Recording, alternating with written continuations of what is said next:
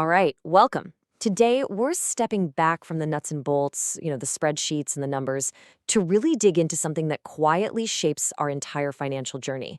We're going to talk about luck. So let me ask you a very direct question. If a truly life-changing financial opportunity just landed in your lap this afternoon, could you actually say yes to it? And look, I don't mean would you want to say yes, of course you would. I mean, do you literally have the cash ready to go? Do you have the know-how to figure out if it's a real deal or a total scam? Do you have the guts to pull the trigger? Because if the answer is no to any of those, well, that amazing opportunity might as well have never even existed. Luck is such a loaded topic when it comes to money. You've got one camp that says success is all about pure grit, 100% hard work. Then you have the other camp saying, nope, it's all just random luck and being in the right place at the right time. But what if both of them are kind of missing the bigger picture? What if it's not about one or the other, but about how the two of them dance together? Now, the way we're going to look at this comes from Tamir, and you really have to understand his background to get why this is so powerful. On one hand, he's a systems engineer, so he's all about logic, process, and control. But on the other hand, he's the official Hebrew translator of the richest man in Babylon, which is pure ancient financial wisdom. See the contrast?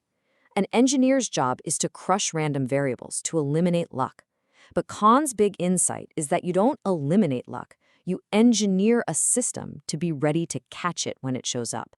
So this deep dive is really for anyone who is making that huge mental shift from thinking like an employee to thinking like an asset owner. If you've ever felt that sinking feeling like you missed the boat on some big opportunity and now you're just waiting for your lucky break, well, we're about to show you how to stop waiting and start building. And to really get this, we're going to need to rewind the clock, way, way back. We're going to use a little piece of ancient wisdom as our North Star for this whole conversation. The entire principle for today's talk comes from King Solomon, who said, "Both wisdom and wealth can shield us, but knowledge and wisdom give life to their owner."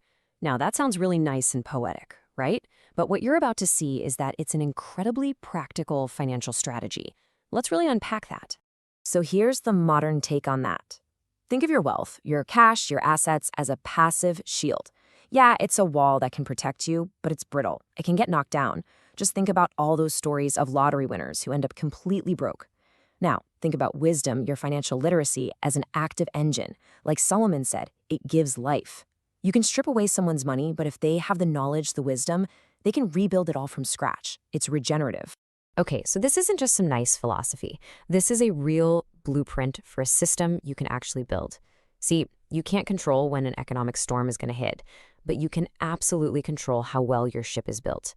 The variable you have complete control over is your own preparedness. And in the source material, this idea of preparedness is broken down into 3 super specific pillars. This isn't just about saving some money. It's a structure. First up, you need your defense. That's your emergency fund. Its job is to give you psychological safety. Second, you need offense. This is your opportunity fund, capital that's just waiting for a mission.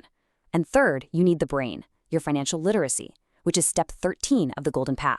Now, you might be thinking, hold on, an opportunity fund sounds a lot like an emergency fund. And yeah, on a spreadsheet, it's all just cash. But psychologically, they are completely different animals. Your emergency fund is all about survival. It's fearful money, a defensive posture. Your opportunity fund, on the other hand, is about growth. It's ambitious money. It's an offensive weapon. Just having that fund changes your whole mindset from someone watching the game to someone who's ready to play. And that brings us to why that third pillar, the brain, is so critical. See, financial literacy, or step 13, isn't something you do at the very end. It's the guidance system for the whole machine, running in parallel from the very first day. Without it, your defense and your offense are flying blind. Let's be honest, investing without knowledge? Well, that's not investing, is it? That's just gambling. So, does all this theory actually hold up in the real world? Well, let's put it to the ultimate test. The absolute pressure cooker of the 2008 global financial crisis. Okay, so let's set the stage. The year is 2008, maybe 2009. The U.S. housing market is in a complete, terrifying freefall.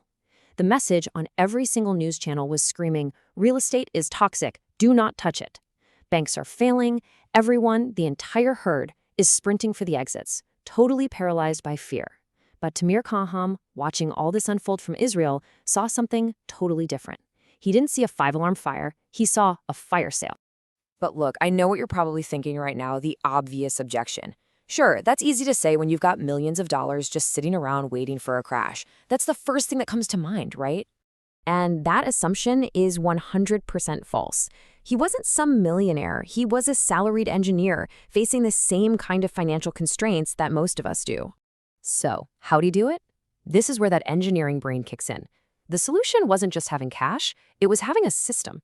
He built a partnership with his brothers. But this wasn't just about, hey, we're a family. It was about meeting specific system requirements. They all had a shared long-term vision, they had unwavering discipline, and most importantly, they had emotional stability. In the middle of a worldwide panic, that partnership was like a gyroscope, keeping them perfectly stable while every other boat around them was flipping over. So what does this all boil down to? What's the big takeaway from all this? Well, it really comes down to one simple but really powerful metaphor. First, we have to officially redefine the word luck. Luck is not just some random thing that happens to you. Luck is the intersection where your preparedness slams right into an opportunity. The opportunity in 2008 was the market crash. The success, though, came from the years of preparation that made it possible to actually do something about it. And that leads us to the train station metaphor, which perfectly sums up everything we've talked about. Think about it. You cannot control the train schedule. You have no idea when the next great opportunity is going to pull into the station. Your only job, your entire job, is to be standing on the platform with your bags packed, ready to get on board. So stop waiting for luck to come find you. Start building the system that allows you to grab it. Okay, before we do our final summary, here is our standard disclaimer. This content is for educational purposes only. It is absolutely not personalized financial advice, and there are never any guarantees of results. That 2008 case study is a historical example. It does not predict the future. You are always 100% responsible for your own decisions and for consulting with qualified professionals. So let's quickly recap the big ideas from this explainer. 1. Redefine luck. It's when your preparedness meets a great opportunity. 2. Remember, wealth is just a fragile shield, but your financial wisdom, that's a regenerative engine. 3. Your job is to systematically build those 3 pillars, your defense, your offense, and your brain. Look, the next train is coming. That's a guarantee. The only question is, are you busy building your platform, or are you just sitting around watching the tracks?